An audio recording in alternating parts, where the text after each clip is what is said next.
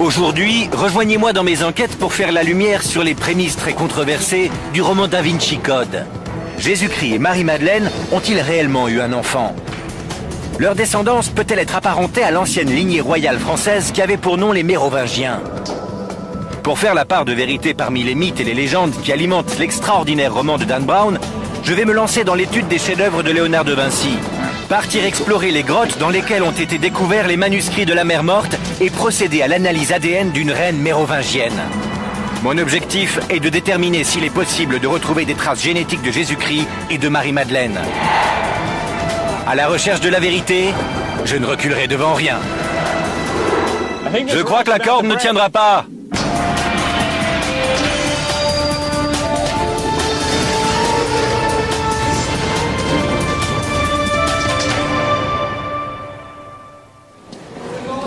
Da Vinci Code est un phénomène planétaire, un best-seller et une gigantesque production hollywoodienne. L'une des facettes de cette histoire qui a captivé l'imagination du monde entier repose sur la théorie selon laquelle le Saint Graal ne serait pas une coupe présente dans la scène, mais une personne nommée Marie-Madeleine, et que Jésus aurait eu avec elle des descendants, peut-être encore vivants aujourd'hui. Je suis Josh Bernstein. Je suis ici en Europe pour essayer de faire la distinction entre vérité et fiction dans cette histoire envoûtante. Si une lignée remontant à Jésus-Christ existe réellement, je suis déterminé à faire appel à la science de la génétique pour la retrouver.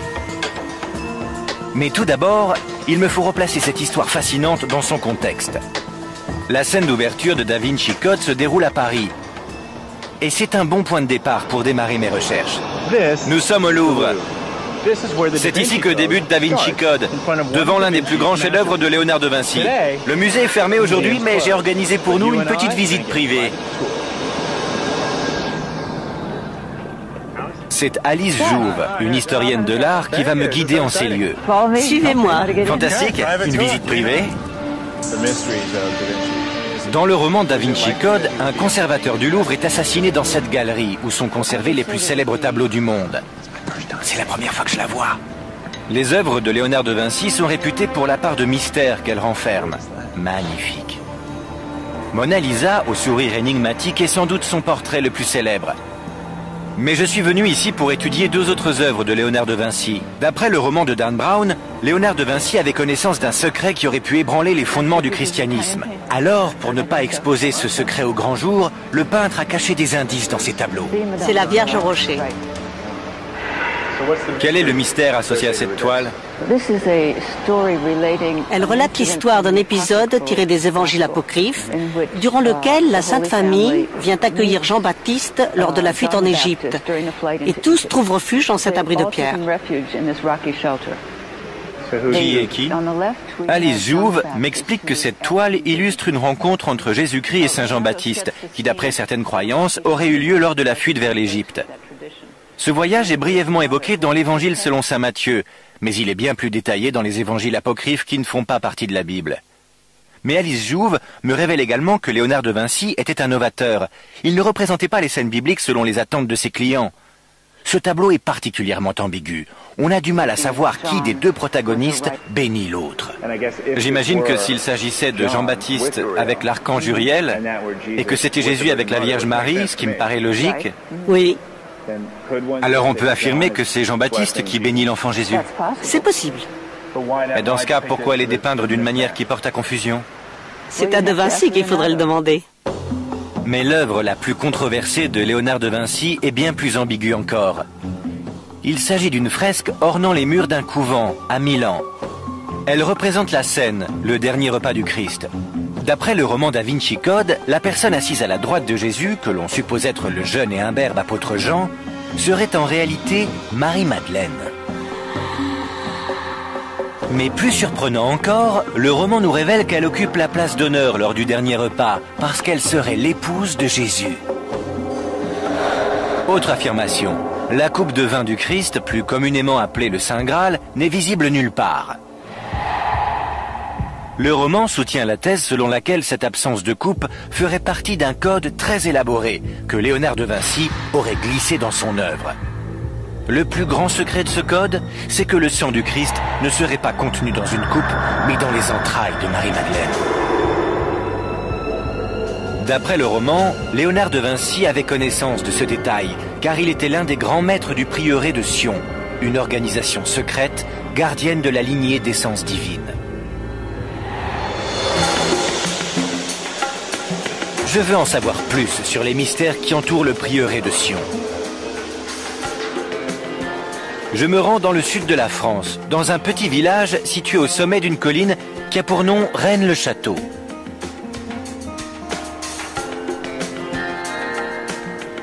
Les rumeurs prétendent que c'est ici que furent révélés pour la première fois les secrets du prieuré de Sion au XIXe siècle.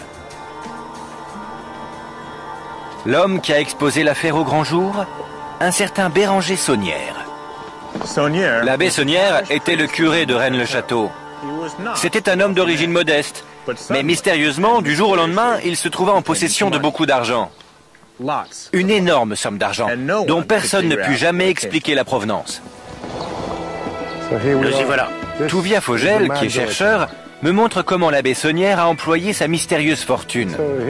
Voici la tour de Magdala, sans doute l'édifice le plus célèbre que l'abbé Saunière ait fait ériger ici à la fin du XIXe siècle. Elle ressemble à une forteresse du XVe siècle, mais c'était sa bibliothèque qui renfermait des centaines de livres et dans laquelle il passait de longues journées à étudier. Et il a fait construire cette tour de bout en bout? Oui, il n'y avait rien auparavant. Mais où est-ce qu'il a trouvé l'argent pour réaliser des constructions comme celle-ci? Certains prétendent qu'il se livrait à un trafic de messes, d'autres qu'il aurait été payé par des membres de l'aristocratie européenne pour trouver des documents concernant leur lignée.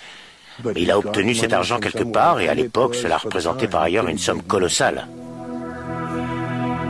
Touvia Fogel me fait part d'une autre théorie selon laquelle la fortune de l'abbé Saunière pouvait provenir de pots de vin qui auraient été versés pour garder secrète sa connaissance de la lignée divine. Or, lorsque Saunière a dépensé sa fortune dans ses nombreux projets de construction, il est évident qu'une personne était omniprésente dans son esprit, Marie-Madeleine. C'est pas un peu curieux de faire construire une tour dédiée à une femme considérée comme une prostituée par l'Église? On trouve dans le sud de la France de nombreuses églises dédiées à Marie-Madeleine. C'est un culte très répandu dans cette région. Touvia m'explique que l'abbé Saunière ne s'est pas seulement contenté de dédier la tour à Marie-Madeleine, il a également donné son nom à l'église. Béranger Saunière aurait effectué tous ses travaux après avoir soi-disant découvert des documents cachés dans l'un des piliers de l'église. Apparemment, ces documents livreraient une histoire du christianisme radicalement différente et pour le moins choquante. Il fournirait également des détails concernant une lignée qui s'étendrait de Jésus-Christ à une dynastie royale française du 6e et 7e siècle, les Mérovingiens. Mais contrairement aux assertions formulées dans le roman Da Vinci Code, les Mérovingiens ont réellement existé. Il y a autre chose qui aurait été découvert ou caché dans cette église? Justement, on a procédé il y a 4 ans à un balayage radar. Et juste en dessous de la nef, au centre de l'église, le radar a détecté la présence d'une cavité. Il semblerait qu'un périmètre de 4 ou 5 mètres en partant de l'autel jusqu'à l'endroit où vous vous trouvez marquerait l'emplacement d'une crypte souterraine. Ce qui n'est pas étonnant en soi, sachant que près de la moitié des églises médiévales européennes en possèdent. Vous me dites que le radar a confirmé la présence d'une cavité sous mes pieds? Absolument, il est tout à fait possible qu'il s'agisse du lieu de sépulture d'un membre de la noblesse mérovingienne ou, qui sait, peut-être même d'un roi mérovingien. Mais comment Marie-Madeleine aurait-elle pu être apparentée à une famille royale française du 6e siècle? Et ce lien pourrait-il être génétique? Dans quelques instants, je me rends sur la côte méditerranéenne pour découvrir la légende d'un étonnant voyage au 1er siècle, avant de pénétrer dans la crypte des reines et des rois mérovingiens.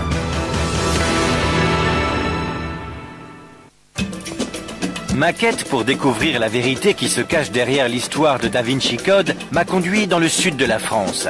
Le roman de Dan Brown nous fait part d'une révélation explosive. Jésus-Christ aurait épousé Marie-Madeleine et leur descendance serait apparentée à une famille royale française. Une histoire aussi extraordinaire peut-elle être vraie?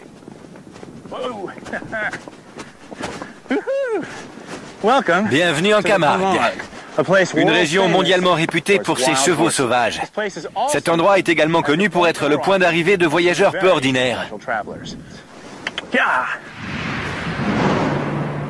D'après une légende locale, ce serait ici que Marie-Madeleine et ses compagnons auraient accosté, au terme d'un long voyage depuis la Terre Sainte.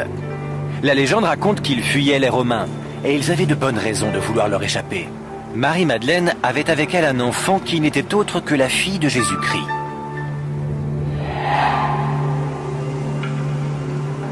Située en centre-ville, cette église qui surplombe la commune de Sainte-Marie-de-la-Mer est dédiée à Marie-Madeleine et à sa compagne de voyage Marie-Salomé. Là, ce sont les deux Maries.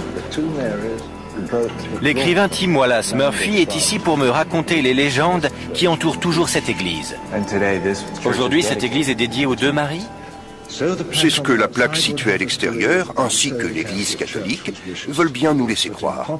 Mais dans l'imagination populaire, et plus particulièrement au sein des communautés gitanes du monde entier, elle est dédiée à l'enfant Sarah, qui fait l'objet d'une fervente vénération dans la chapelle.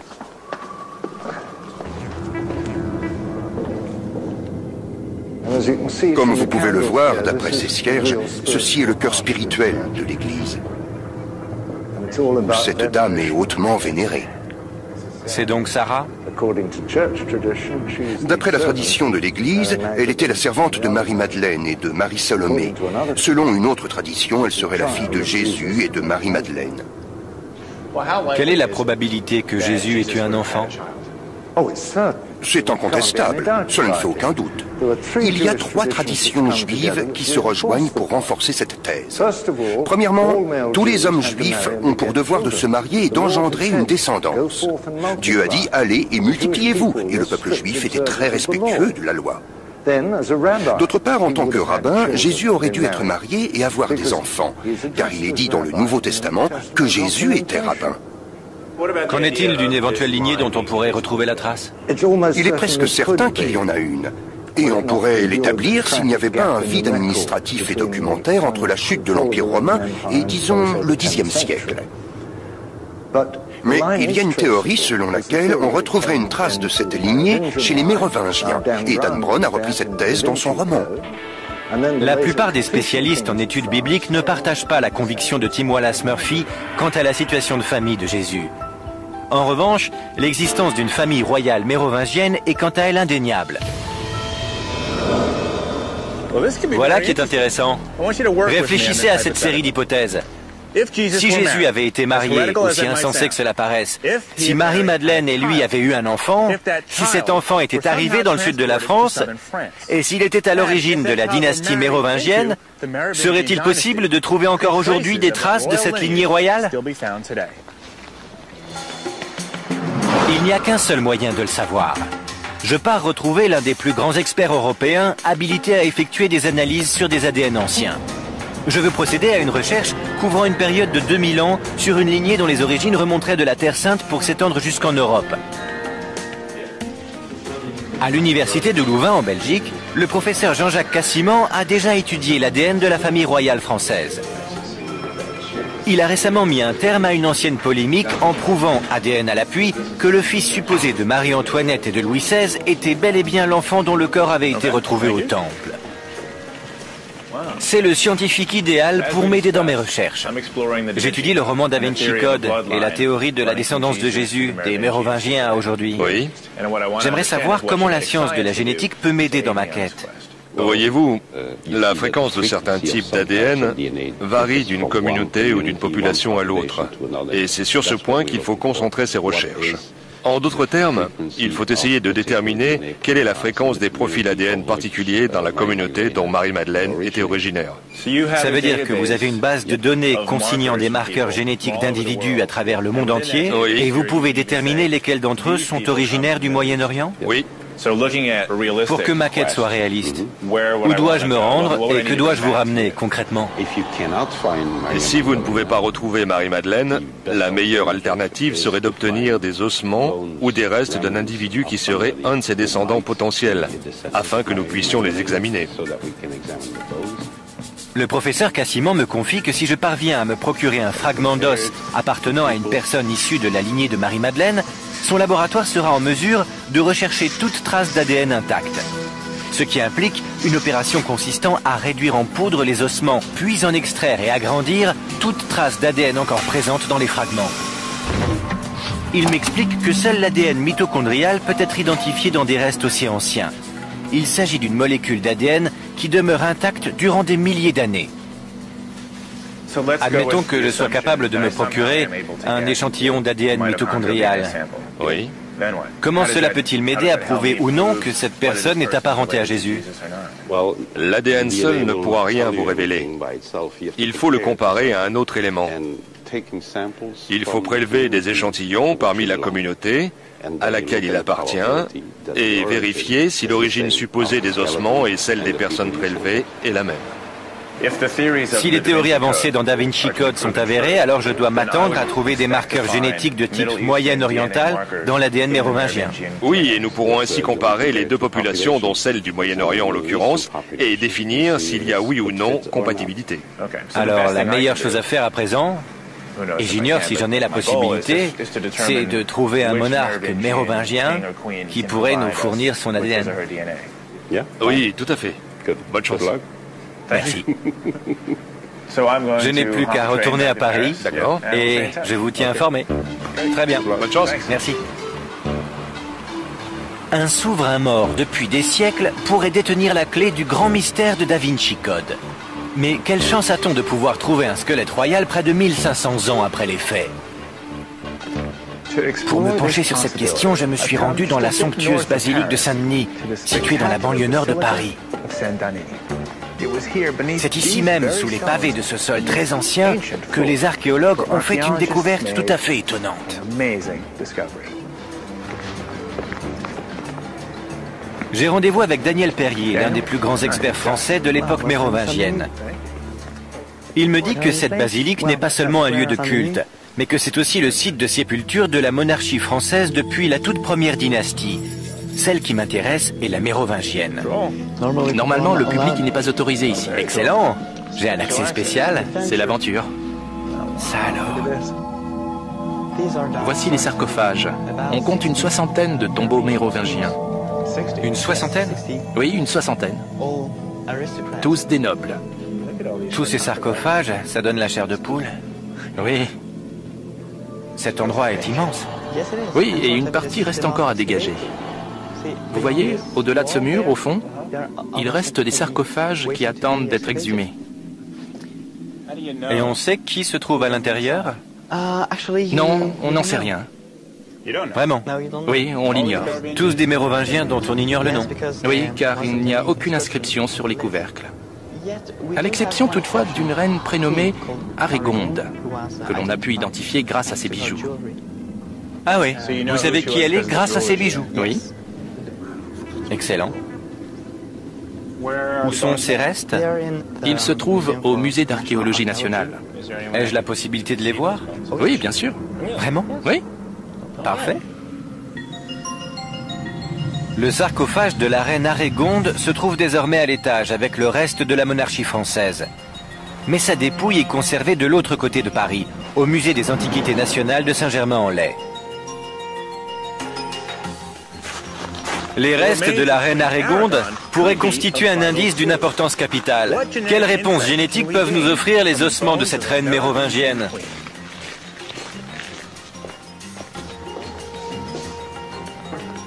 Dans le laboratoire du musée des Antiquités nationales, Daniel Perrier s'apprête à me montrer les restes de la reine Arégonde. Formidable. C'est la seule reine mérovingienne formellement identifiée comme telle qui aurait été découverte à ce jour. Voici la reine Arégonde. Et vous m'avez dit qu'on savait qui elle était grâce à ses bijoux. Oui, nous savons que c'était la reine Arégonde grâce à cette bague. On peut encore y lire Aregondis Reginae, ce qui en latin signifie la reine Arégonde. Daniel Perrier me précise que nous avons une certaine connaissance de la reine Arégonde d'après des textes anciens. Elle était l'épouse du roi Clotaire Ier, et ils auraient vécu et régné au milieu du VIe siècle. C'est d'Arégonde que descend toute la famille royale mérovingienne.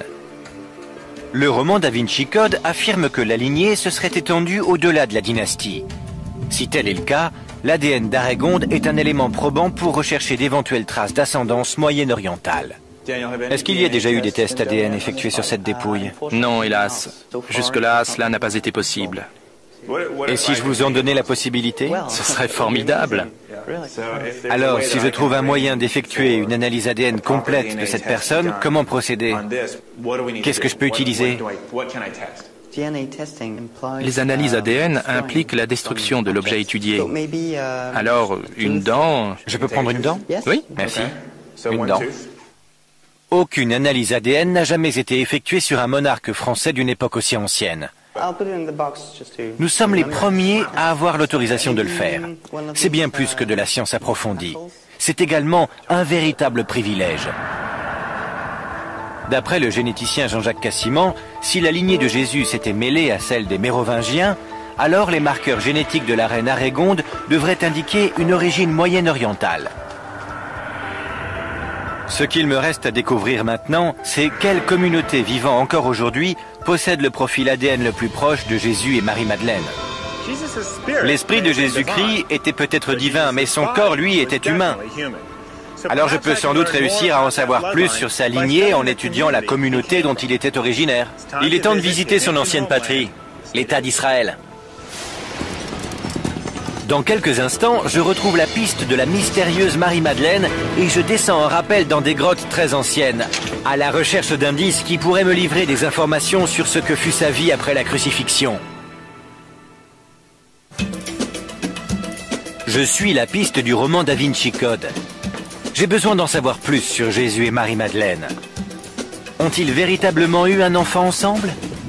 Est-ce que leur descendance existe toujours aujourd'hui? D'après la Bible, voici l'endroit où ils auraient tous les deux été vus vivants pour la dernière fois. Jérusalem. J'ai obtenu l'aide de Kent Dobson, un spécialiste des études bibliques. Il est ici en Israël pour étudier la première église chrétienne et l'archéologie biblique.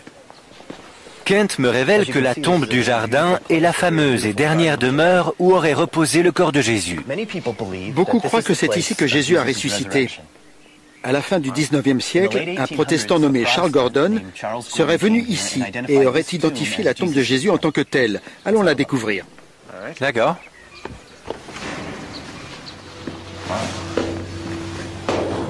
Est-ce ou non la véritable tombe? C'est encore aujourd'hui matière à controverse. De même, le lieu de l'apparition de Jésus après son inhumation est un sujet qui continue d'alimenter de nombreux débats. Mais ce que nul ne remet en doute, ce sont les récits des évangiles à propos du premier témoin qui aurait aperçu le Christ ressuscité. Il s'agissait de Marie-Madeleine. À présent, racontez-moi en détail ce qui s'est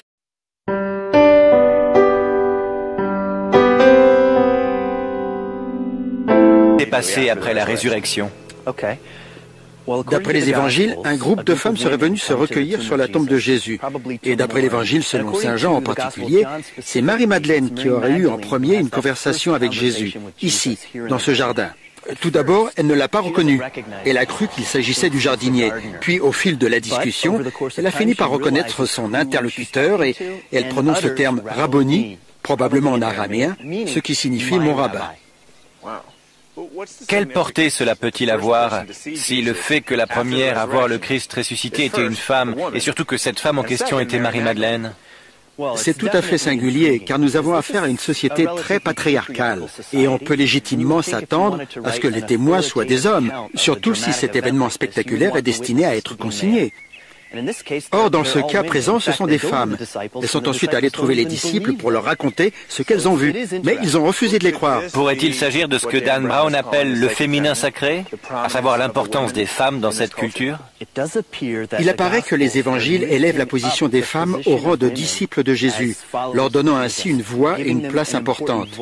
Et si Jésus avait eu effectivement des femmes disciples, cela aurait fait de lui un personnage d'autant plus révolutionnaire que les rabbins n'ont pas pour coutume d'avoir des femmes disciples. Il est surprenant qu'à une époque où la société était totalement dominée par les hommes, cet épisode crucial de l'histoire chrétienne ait été le fait d'un témoin féminin. Mais plus étonnant encore, ce fut la dernière fois qu'on entendit parler de Marie-Madeleine dans la Bible autorisée. Au fil des âges, de nombreuses légendes livrent des versions différentes de ce qu'il advint de Marie-Madeleine après la crucifixion. Selon l'une d'entre elles, Joseph d'Arimathie, le gardien de la tombe du jardin, conduisit discrètement Marie-Madeleine hors d'Israël après la mort de Jésus. Il craignait que les autorités qui avaient condamné Jésus à mort ne s'en prennent à toute personne proche de son entourage, et plus particulièrement à celle dont on disait qu'elle était son épouse, Marie-Madeleine. C'est cette version des événements qui est décrite dans le roman Da Vinci Code. Mais existe-t-il la moindre preuve qui pourrait soutenir cette thèse? D'après le roman Da Vinci Code, les indices permettant de faire la lumière sur la véritable histoire de Jésus, de Marie-Madeleine et du Saint Graal ont été retrouvés ici, dans les grottes de Qumran, en plein cœur du désert de Judée. Une communauté juive religieuse, les Esséniens, vivait sur les hauteurs surplombant la mer Morte à l'époque de Jésus. Ils seraient les auteurs présumés d'une collection de parchemins appelée les manuscrits de la mer Morte. Le roman Da Vinci Code affirme que ces textes, ainsi que d'autres documents retrouvés en Égypte, livreraient une version alternative des événements qui auraient suivi la mort de Jésus. Et maintenant, la descente en rappel. Sur quelle distance on descend? 53 mètres environ. Parfait, d'accord. Ça va être amusant. Ouais, très bien. On se retrouve en bas.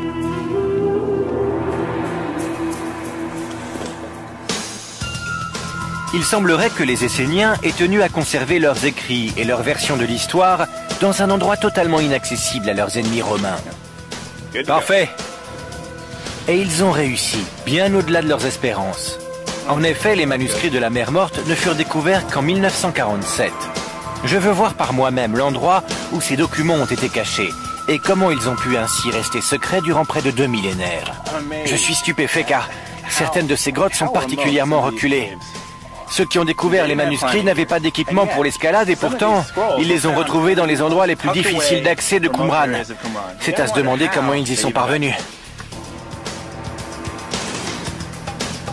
Le roman Da Vinci Code indique que les documents découverts ici révèlent ce qu'il advint de Marie-Madeleine après la crucifixion de Jésus. Mais que nous dévoile-t-il réellement au sujet de Jésus et Marie-Madeleine? Il y a des centaines de grottes dispersées autour des falaises surplombant le ravin de Qumran. Pourtant, il faudra attendre le siècle dernier avant qu'on ne commence à les explorer. La plupart des grottes étaient vides. Mais les précieux manuscrits ainsi que des fragments de manuscrits furent découverts dans 11 d'entre elles. Excellent. Ça, ce sont des restes de poterie datant de la période du Second Temple. Ça fait 2000 ans qu'elles sont là, c'est incroyable. On va voir jusqu'où on peut remonter. Quelle poussière! Allons-y.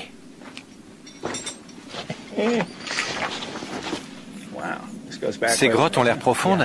Ce sont des chauves-souris? Oui, vous les voyez? Elles se reposent tranquillement. Ouais. Pourquoi le plafond est noir? C'est probablement à cause des bergers bédouins.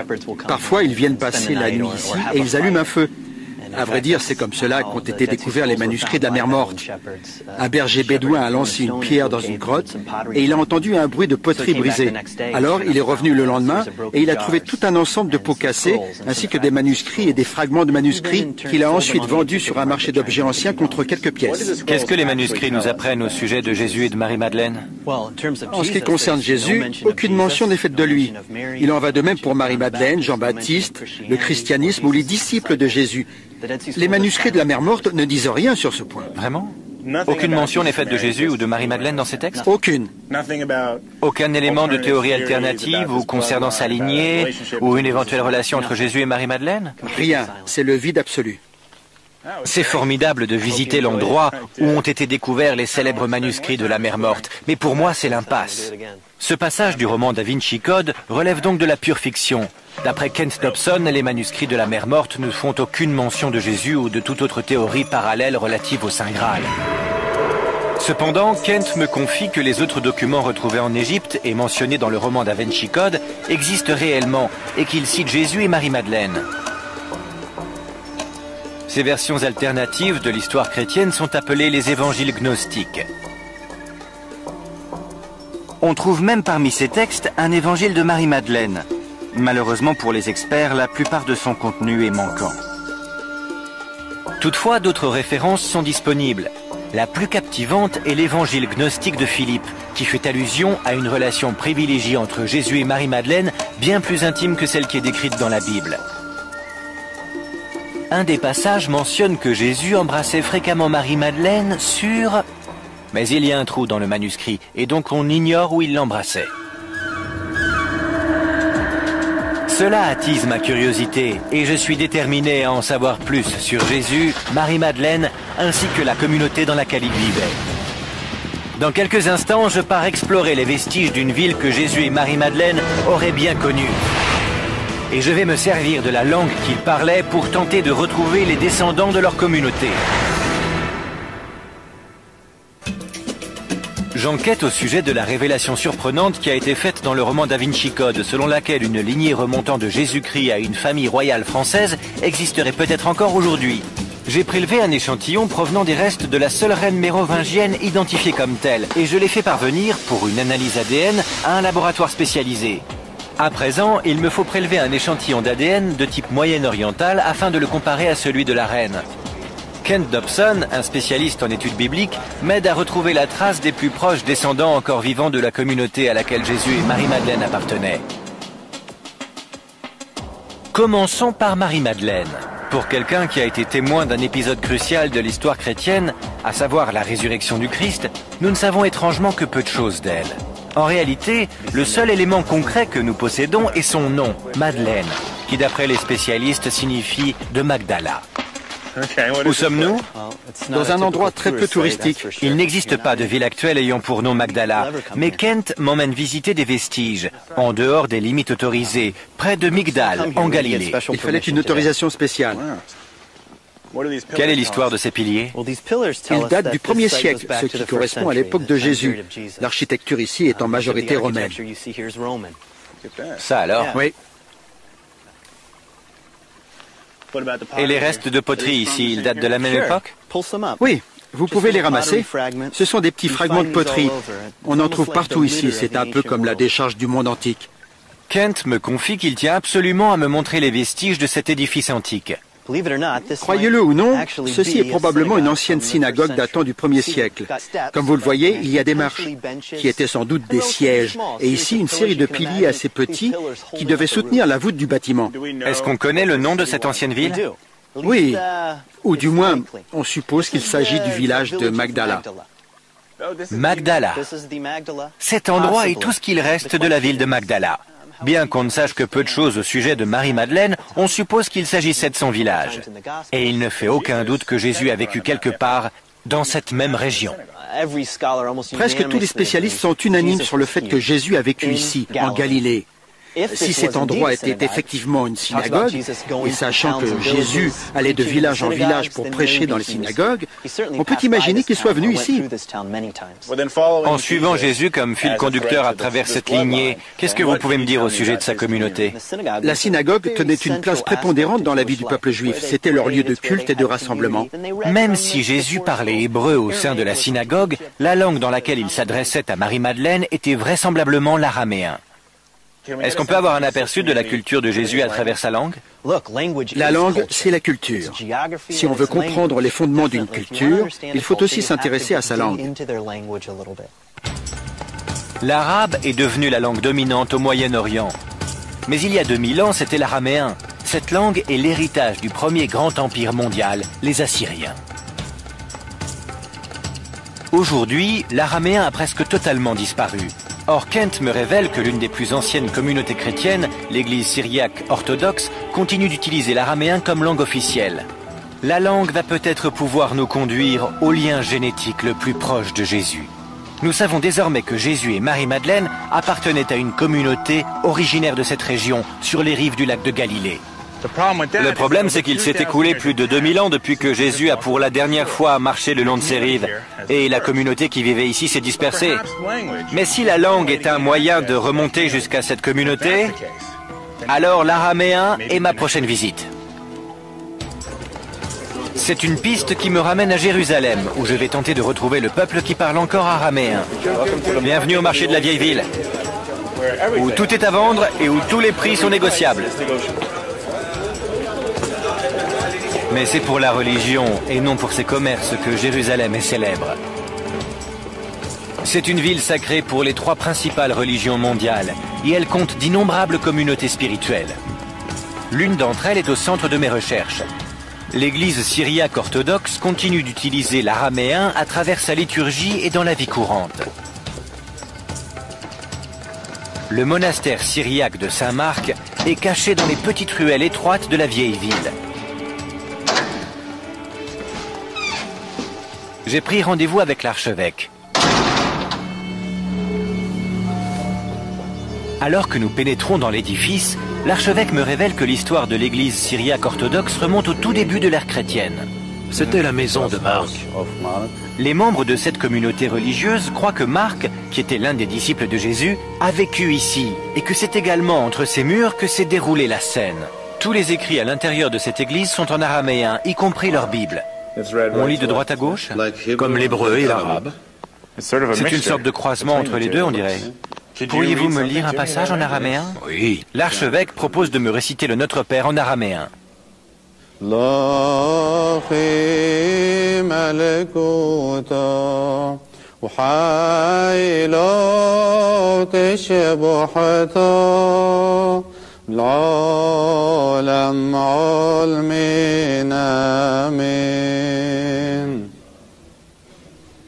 C'est étonnant parce que quand je regarde ces écrits, j'ai du mal à les lire.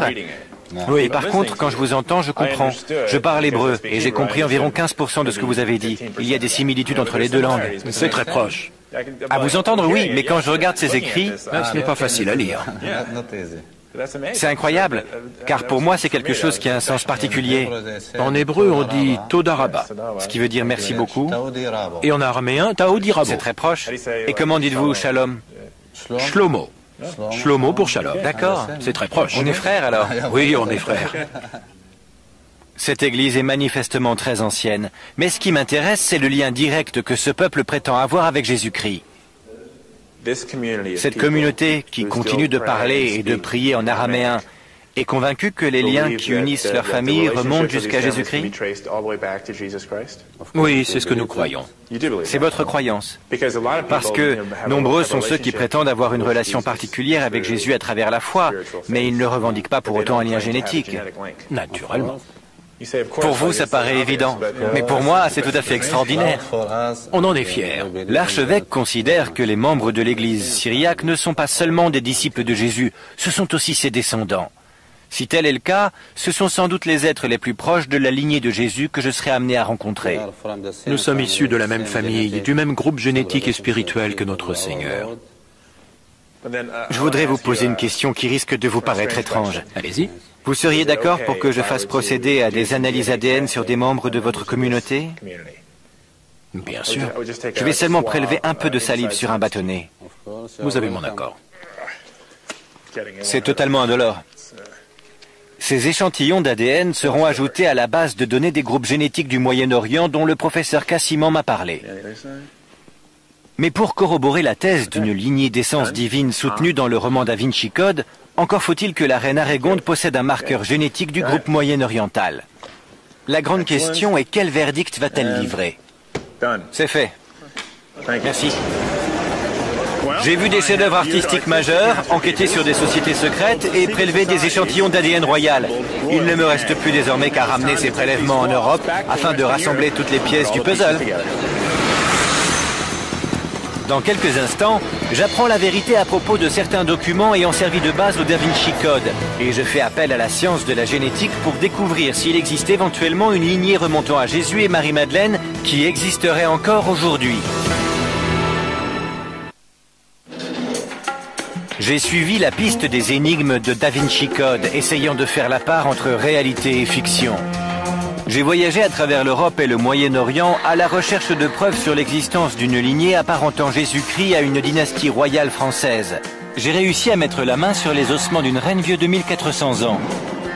Et je suis parti en quête d'un éventuel ADN identique parmi l'une des plus anciennes communautés chrétiennes au monde. L'analyse des échantillons d'ADN prend un certain temps. Aussi, je vais en profiter pour enquêter sur un dernier mystère en attendant les résultats. D'après le roman Da Vinci Code, une société secrète ayant pour nom le prieuré de Sion serait la gardienne du secret de la lignée divine. La seule preuve de l'existence de cette organisation secrète est une liste de ses membres. Elle fait partie d'une collection de documents appelés les dossiers secrets. Que signifient exactement ces documents ? Je me trouve actuellement à la Bibliothèque nationale de France où je viens d'obtenir l'autorisation spéciale de les consulter. Allons les découvrir ensemble. Les dossiers secrets ont soulevé un vif émoi lorsqu'ils ont pour la première fois été rendus publics, en 1975. Ils ont servi d'inspiration à plusieurs romans, dont Da Vinci Code. Ils sont désormais conservés dans les coffres de la bibliothèque. Mais Alice Jouve a organisé pour moi une consultation spéciale sur support microfiche. Ce sont les fameux dossiers secrets. Tout à fait. D'où proviennent-ils? Ils ont été déposés à la Bibliothèque nationale en 1967. C'est très intéressant. Puis-je voir de quoi il parle? Bien sûr. Il s'agit d'un ensemble de coupures de presse, de documents, de lettres et de cartes. Il y a également un arbre généalogique de la dynastie mérovingienne qui montre notamment le roi Dagobert II. Oui, ce nom m'est familier.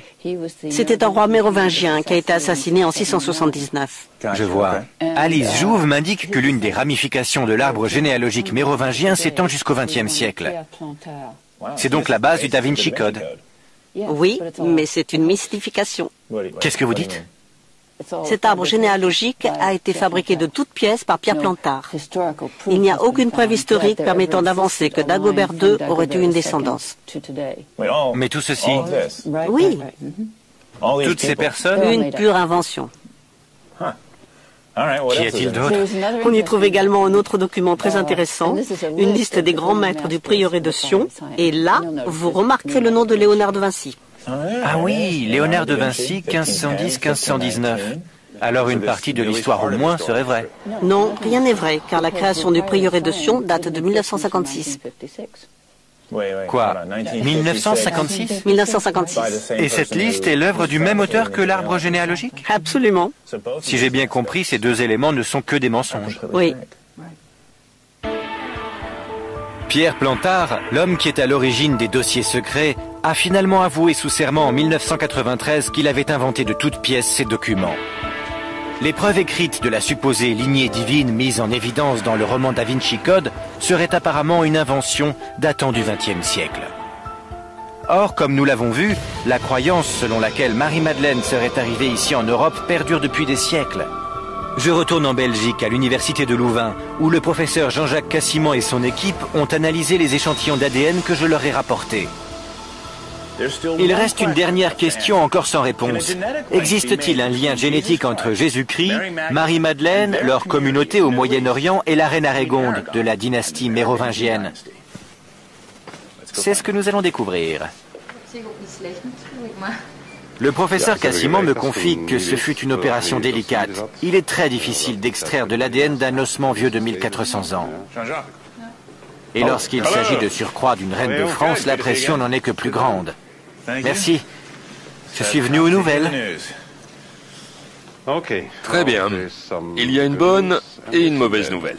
Nous avons analysé 6 différents fragments provenant des ossements. Et sur 5 d'entre eux, les résultats sont inexploitables, soit parce qu'il n'y a pas de traces d'ADN. Le professeur Cassimant recherche toujours au moins 2 séquences ADN identiques sur des ossements pour assurer la pertinence de ses résultats. Et malheureusement, il ne les a pas encore trouvés. Mais la bonne nouvelle, c'est que le dernier fragment qui provient d'un os du pied nous a donné une séquence parfaitement distincte et l'indication qu'il contient suffisamment d'ADN. C'est une grande nouvelle. Oui. Vous avez le premier ADN d'un membre de la monarchie mérovingienne? Absolument. D'accord. Et quel est le résultat de la comparaison avec la séquence ADN des familles du Moyen-Orient? Eh bien, les résultats à ce jour font explicitement ressortir qu'il s'agit d'un ADN typique du groupe européen. Européen. Et pas du Moyen-Orient. C'est clairement un ADN caractéristique des populations européennes. Si c'est bien un ADN de type européen et non pas moyen-oriental, alors la théorie d'une lignée royale remontant de Jésus-Christ à aujourd'hui paraît improbable. Oui, ce serait un miracle. Mais c'est une belle histoire. Effectivement. Mais j'imagine que de nombreuses personnes espéraient trouver une certaine part de vérité dans cette théorie. Et maintenant, le château de cartes vient de s'effondrer. La science n'aide pas, c'est clair. J'ai donc appris 2 choses essentielles. D'abord que les preuves documentaires sur le mystérieux prieuré de Sion étaient fabriquées. Ensuite que la science a écarté toute possibilité d'une lignée royale remontant à Jésus et Marie-Madeleine. Le roman Da Vinci Code est un savant mélange de fantaisie et de légendes qui ont évolué au cours de ces 2 derniers millénaires et qui continueront sans doute à captiver l'imagination du public pendant de longues années. En tout cas, une chose est certaine. D'un point de vue historique, Da Vinci Code relève plus de la fiction que de la réalité.